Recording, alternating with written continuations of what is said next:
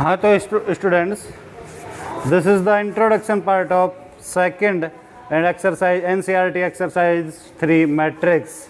यानी ये एक्सरसाइज 3 का 3.1 का यानी ऑब्व्यू का आपका परिचय 2 है, जिसमें आपको हमने टाइप्स ऑफ मैट्रिक्स का जिक्र, हालांकि हमने इंट्रोडक्शन पार्ट फर्स्ट में भी कर लिया था, लेकिन कुछ चीज़ें वहाँ थोड़ा सा लॉन्ग वीडियो चला गया था, इस वजह से हमने वहाँ पे कुछ चीज़ों के बारे में शॉर्ट में बताया था। अब थोड़ा सा एक बार डिटेल में इनको थोड़ा डिस्कस कर लेते हैं। तो देखिए ध्यान से, एक सबसे पहले हमने बताया था टाइप्स ऑफ मैट्रिक्स में कि रॉ मैट्रिक्स। तो रॉ मैट्रिक्स का मतलब है कि पंक्ति आव्यूह, यानी रॉ मैट्रिक्स आपका क्या होगा कि आपके पास सिर्फ उसमें 1 रो होनी चाहिए। क्या होनी चाहिए? 1 रो होनी चाहिए, है ना। ए इक्वस टू ये, ए इक्वस टू ये, बी इक्वस टू, इस तरीके से हमने बताया था मैट्रिक्स को ऐसे। और हमने ये भी बताया था कि एक मैट्रिक्स को जनरल रिप्रेजेंटेशन ए आई जे यार, यानी आई की वैल्यू क्या होगी, greater than equal to 1 I value और less than equal to M बताई थी। आई क्या है? आई रो, यानी रो की दर्शाती है, और 1 से greater equal to J less than equal to N, और जे क्या है? कॉलम को दर्शाता है, यानी एन और एम, है ना। तो ये हमने एक स्टडी किया हुआ था, ए इक्वल टू, ये जनरल रिप्रेजेंटेशन में शॉर्ट फॉर्म बताई थी हमने आपको। तो देखिए ध्यान से, हमारी रो मैट्रिक्स में सिर्फ एक ही रो होनी चाहिए। अब देखिए यहाँ पे, यहाँ ऑर्डर लिखते हैं हम m इंटू एन में, तो m क्या है? Number of rose, and n क्या है? Number of column. यानी m का मतलब नंबर ऑफ पंक्तियों की संख्या, और n का मतलब नंबर ऑफ यानी स्तंभों की संख्या। तो 1 इंटू 1, यहाँ पे पंक्तियों की संख्या पहले होगी तो 1 है, और यहाँ पे भी 1 है, यानी किसी भी ऑर्डर का हो 1 इंटू 1 में भी 1, एक ही पंक्ति होनी चाहिए, कॉलम्स उसमें कितने भी हो, ठीक है। कॉलम्स मैट्रिक्स में हमने बताया, स्तंभ आव्यूह में हमने बताया कि एक ही स्तंभ होना चाहिए। यानी देखिए ये 1 स्तंभ होना चाहिए, ये 1 इंटू 1 में 1 है, 2 इंटू 1 में यहाँ 1 होना चाहिए स्तंभ, है ना। 1 ही है, 1 ही है, 1 ही है। रेक्टेंगुलर मैट्रिक्स हमने आयताकार आव्यूह में बताया था कि जहाँ पंक्तियों की संख्या और कॉलमों की संख्या, यानी number of rows is not equal to number of columns, यानी पंक्तियों और स्तंभों की संख्या बराबर नहीं होनी चाहिए। यानी 1 इंटू 2 है, 2 इंटू 1 है, 2 इंटू 3 है, ये क्या है आपके? देखिए यहाँ पे m और n की नंबर इक्वल नहीं है, इसलिए ये क्या है? रेक्टेंगुलर यानी मैट्रिक्स, ठीक है। स्क्वायर मैट्रिक्स क्या है, ठीक है।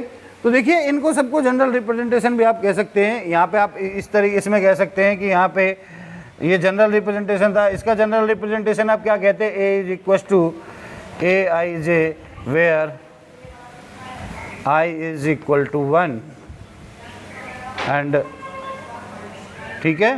तो आई की वैल्यू क्या होनी चाहिए यहाँ पे? यहाँ आप इस तरीके से कह सकते हो 1 इंटू एन, ऑर्डर कुछ भी हो सकता है, 1 इंटू 1, है ना। और इसी तरह के कॉलम मैट्रिक्स में आप क्या कह सकते हो?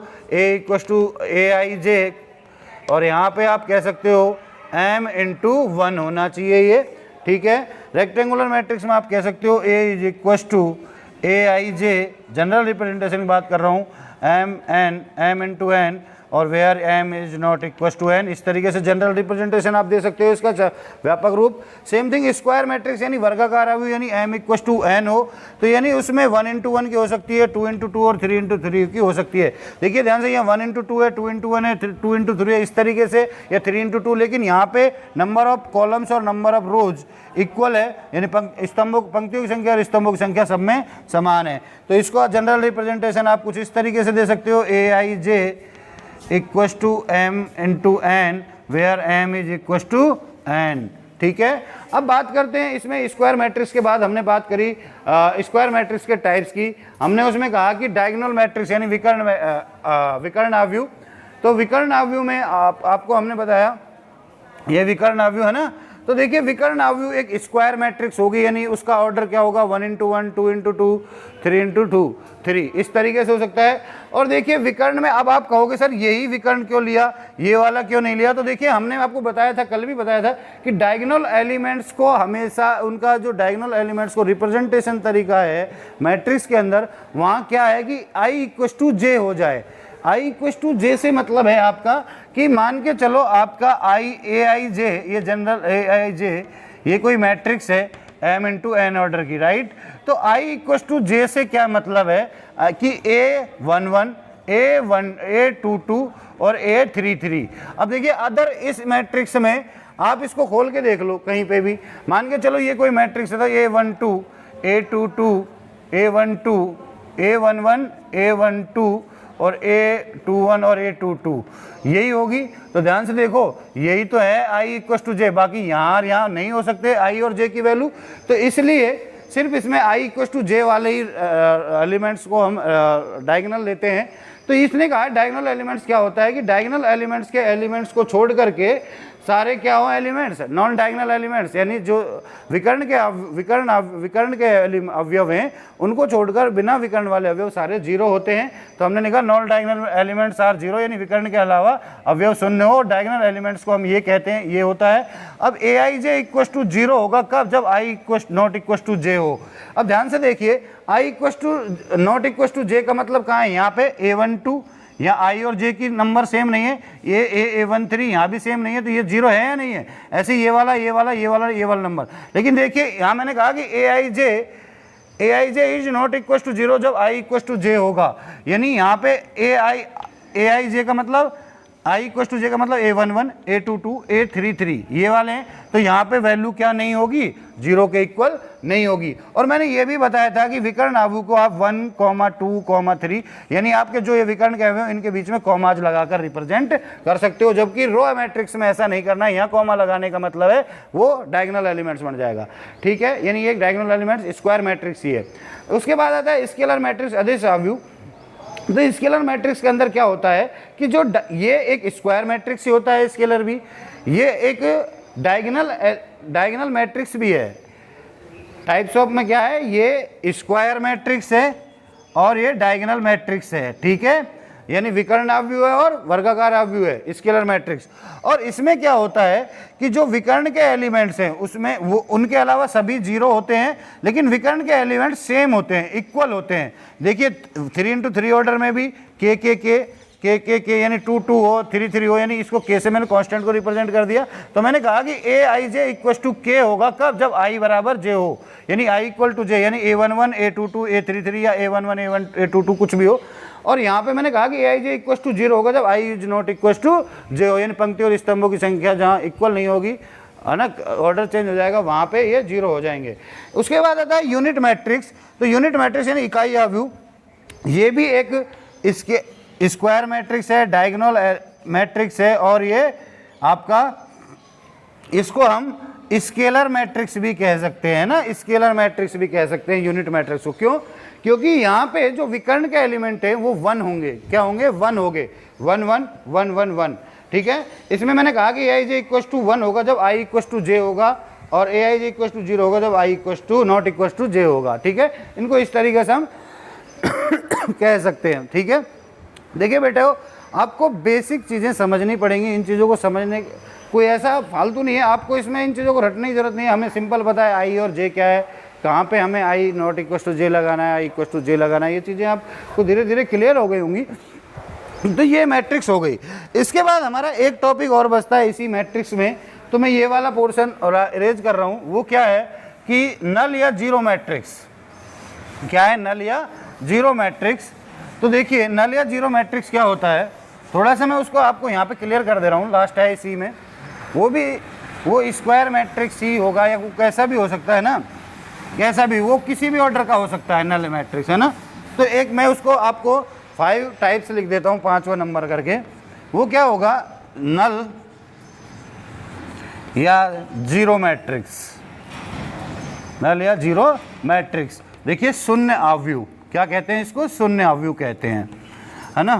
तो ध्यान से देखिए बेटे, होगा क्या कि इसका मतलब है ये एक 1×1 ऑर्डर की किसी भी ऑर्डर को 0 0 0 0 इस तरीके से 2×2 किसी भी ऑर्डर का हो सकता है ना। तो ये नल मैट्रिक्स है, जिस भी ऑर्डर की हमें जरूरत पड़े उसकी ये होगी। तो इस तरीके से टाइप्स ऑफ मैट्रिक्स हमारा क्लियर होता है बेटा। तो pause the video, note it down.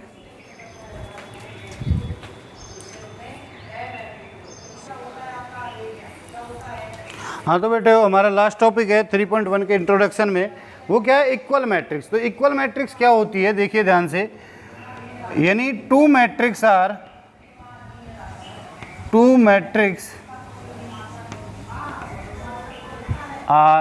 Equal, यानी दो अवयव समान होंगे, समान होंगे कब? फर्स्ट बात लिखो इसमें, फर्स्ट बात we were talking about first term, क्या कि corresponding sorry they will be same order, same order, यानी उनका क्रम समान होना चाहिए, समान होना चाहिए। सबसे पहले equal of matrix, equal matrix की कहानी क्या है कि दे विल बी सेम ऑर्डर, यानी वो उनका क्रम क्या होना चाहिए? समान होना चाहिए। सेकंड बात हम कहेंगे इसी में कि corresponding elements, corresponding elements will be same, corresponding element क्या होने चाहिए? समान होने चाहिए, यानी संगत अवयव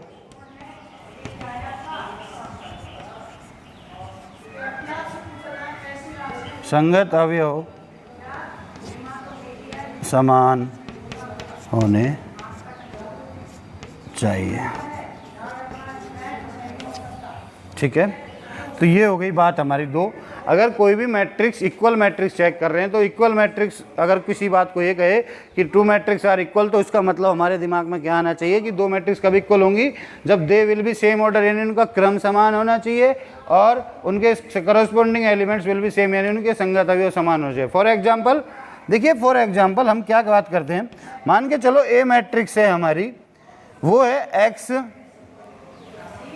वाई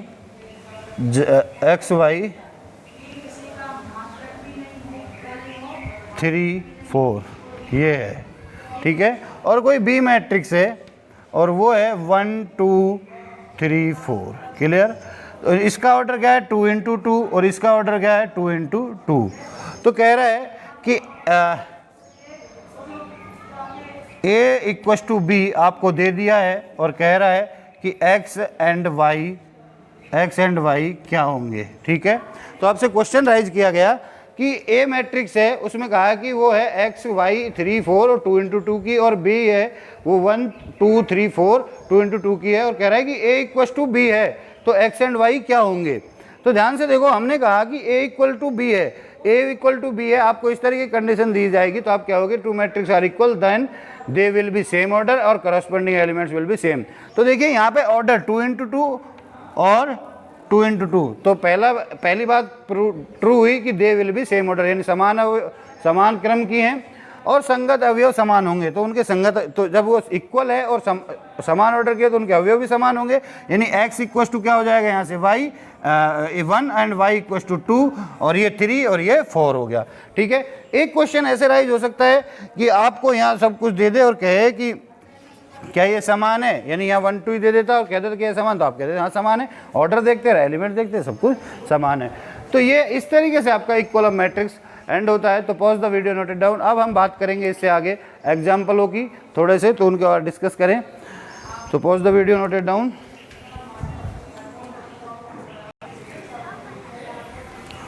हाँ तो बेटे, हमारा एग्जाम्पल नंबर फर्स्ट है 3.1 का। तो क्या कह रहा है एग्जाम्पल नंबर फर्स्ट? कह रहा है कि एक ए है जो AIJ वो 3 × 5 ऑर्डर की है। क्या है कि एक ए मैट्रिक्स है, वो 3 × 5 यानी 3 × 5 की एक मैट्रिक्स है, ठीक है। और कह रहा है कि R is a row matrix of A, यानी एक R क्या है? एक पंक्ति अवयव है A का, तो ऑर्डर ऑफ R बताना है। तो देखिए AIJ ये कितने ऑर्डर का है? 3 × 5 का। इसका मतलब यहाँ क्या आएगा? A11 A12 A13 A14 A15। समझने के लिए इतना लंबी बात बता रहा हूँ। A21 A22 A23 A24 A25 and A31 A32 A33 A34 और A35। ये हो गया, ये 3×5 ऑर्डर की एक मैट्रिक्स हो गई। यानी 3×5 का मतलब है उसमें नंबर ऑफ रोज कितनी होनी चाहिए, 3, 1 2 3, और नंबर ऑफ कॉलम्स 5, 1 2 3 4 5। कह रहा है कि इसमें ये ए 3×5 की एक मैट्रिक्स है, ठीक है। यहाँ आई और जे की, आई की वैल्यू 3 तक जाएगी और जे की वैल्यू 5 तक जाएगी, ठीक है ना, ये दे रखा है। तो R is a row matrix of A, यानी इस ए का आर क्या है, एक पंक्ति आव्यू है। तो पंक्ति आव्यू ये हो गई R1, R2, R3, कोई भी हो गई। तो आर का क्रम क्या होगा, तो ऑर्डर ऑफ आर क्या होगा आपको बेटा, यहाँ पे जब ये इसका ऑर्डर तो क्या होगा, ऑर्डर ऑफ आर होगा इक्वल्स टू 1×5। किसी भी आर का मतलब, भाई एक आर का पूछ रहा है, रो पंक्ति आव्यू, तो पंक्ति का क्रम क्या होगा 1×5 किसी भी। आप यहाँ 2 1 से मतलब है तो एक ही पंक्ति, ओनली वन रोज ही तो है, ये भी 1 है, ये भी 1 है, ये 1 है, तो 1×5 का क्रम होगा, ठीक है। नेक्स्ट क्वेश्चन है क्वेश्चन नंबर 2, एग्जाम्पल नंबर 2। ये कह रहा है कि एक 2×3 के ऑर्डर की मैट्रिक्स फाइंड कीजिए, और उसके लिए कंडीशन दी हुई है कि ए क्या है, ए इक्वल टू ए आई जे 2×3 के। तो ए आई जे को आप किस तरीके रिप्रेजेंट करोगे, फर्स्ट क्वेश्चन है ए I J equal to 2i + j, और सेकंड है कि A I J equal to i² - j²। तो देखिए कैसे करना है, ध्यान से देखिए। सबसे पहले ए मैट्रिक्स वो क्या दिया हुआ है, गिवन क्या है, दिया क्या है, गिवन है आपको ए I J is equal to 2×3 का। कहने का मतलब इसमें पंक्तियों की संख्या कितनी है, m, यानी 2, और नंबर ऑफ कॉलम्स कितने हैं यहाँ पे 3। तो आप पहले 2×3 की एक मैट्रिक्स लिख लीजिए जनरली, अभी समझने के लिए है, बाद में तो आप आराम से इनको सॉल्व कर दोगे, ठीक है ना। तो कैसे लिखोगे, देखिए A11, A12 और A13 लिख लिया। फिर उसके बाद दूसरी पंक्ति होगी A21, A22, A23। देखिए हमने लिख दिया ये 2×3 की मैट्रिक्स, यानी इसके अंदर आई जे का मतलब 2 रो हो गई और 3 कॉलम्स हो गए, 3 कॉलम्स हो गए। अब क्या कह रहा है कि ए आई जे को रिप्रेजेंट किया जाता है कैसे, और क्या कह रहा है कि A I J is equal to two I plus J से रिप्रेजेंट किया जाता है, ठीक है। तो आप कैसे करोगे, देखिए ध्यान से। आपके पास फर्स्ट एलिमेंट क्या है, A11, आई को रिप्लेस करके क्या है 1, और जे को रिप्लेस करके क्या है यहाँ पे 1। तो आपको यहाँ क्या करना है, A2 × आई को रिप्लेस कर 1 + 1, यहाँ पे 1 1 हो गया आई जे के स्थान पर, तो क्या आया 2 + 1 यानी इक्वल टू 3। अब यहाँ पे आ जाइए आप A12, तो अब यहाँ आई का मतलब 1 और जे का मतलब 2, तो 2×1 + 2 इज इक्वल टू 4। ऐसे ही यहाँ पे आ जाइए A13, तो यहाँ से 2 × आई का मतलब 1 + 3 यानी जे, यानी 2×3 5। सेम थिंग आपके पास यहाँ आ जाइए अब नेक्स्ट रो में 2 1, तो 2 1 का मतलब है कि 2 × आई का मतलब 2 + जे का मतलब 1 यानी 5। A22 का मतलब आई भी 2 है और जे भी 2 है, तो 2×2 + 2 is equal to 6, and A23 is means A2 + 3 यानी 7। तो ये एलिमेंट्स मिल गए आपको। A11 का मतलब एलिमेंट्स क्या है 3, A12 का 4, A13 का 5, A21 का 5, A22 का 6 और A23 का 7, इस तरह एलिमेंट मिले। तो इनको हम यहाँ पे रिप्लेस करके लिख देंगे। A11 के स्थान पर क्या लिखना है, रिप्लेस करके 3, A12 को 4, A13 को 5, A21 कहाँ यहाँ पे, तो यहाँ आप लिख दो 5, और A22 6 और A23 7। ये आपकी हो गई 2×3 की एक मैट्रिक्स। सेम थिंग आपको इस वाले क्वेश्चन को DYS खुद करना है। तो ये आपको क्वेश्चन खुद करना है। इसमें क्या करोगे आप, AIJ 2×3 की ऐसे ही लिखोगे। यहाँ पे A11, A12, A13, A21, A22 और A23 निकालोगे और आई और जे की वैल्यू रखते जाओगे। जो एलिमेंट आएंगे उनको इस तरीके से रिप्रेजेंट कर दोगे। तो इस तरह के आपके क्वेश्चन एग्जाम्पल 2 कंप्लीट होते हैं। Next we will discuss example number 3। हाँ तो बेटा हमारा एग्जाम्पल नंबर 3 है। कह रहा है कि for which value of XYZ A and B are equal, है ना, यानी XYZ के किन मानों के लिए A और B इक्वल है। तो हमने अभी थोड़ी देर पहले इक्वल मैट्रिक्स पढ़ी थी, यानी समान अवयव पढ़ा था। उसमें मैंने कंडीशन बताई थी कि 2 मैट्रिक्स आर इक्वल, यानी 2 अवयव इक्वल होंगे कब, जब उनका ऑर्डर, तो यहाँ पे इसका ऑर्डर क्या है 2×3। देखिए 2 रोज है यहाँ पे, ये रो यानी पंक्तियाँ 2 हैं, और कॉलम 1 2 3 3 कॉलम्स है इस तरीके से वर्टिकल लाइंस। तो यहाँ पे भी 2 इंटू 3 और यहाँ पे भी ऑर्डर क्या है 2 इंटू 3 का है। तो ऑर्डर समान है यहाँ पे ए और बी का 2 इंटू 3 और 2 इंटू 3 है। तो आप यही बात कहोगे कि when two matrix A and B are equal then order will be same, यानी क्रम समान है और उनके करस्पॉन्डिंग एलिमेंट्स, करस्पॉन्डिंग संगत अवयव ये है तो ये है, ये है तो ये है, ठीक है ना। करस्पॉन्डिंग, ऐसा नहीं है कि एलिमेंट्स विल बी सेम आप कह दो, करस्पॉन्डिंग एलिमेंट सेम है ना। तो यानी संगत अवयव समान होने चाहिए। तो ये बात लिख दी। लिखने के बाद आप क्या करोगे कि जब कह रहा है तो x की वैल्यू देखिए ध्यान से, यहाँ से x आप ये बातें लिखोगे और लिखने के बाद आप क्या कहोगे, यानी corresponding, first corresponding element, corresponding elements will be same and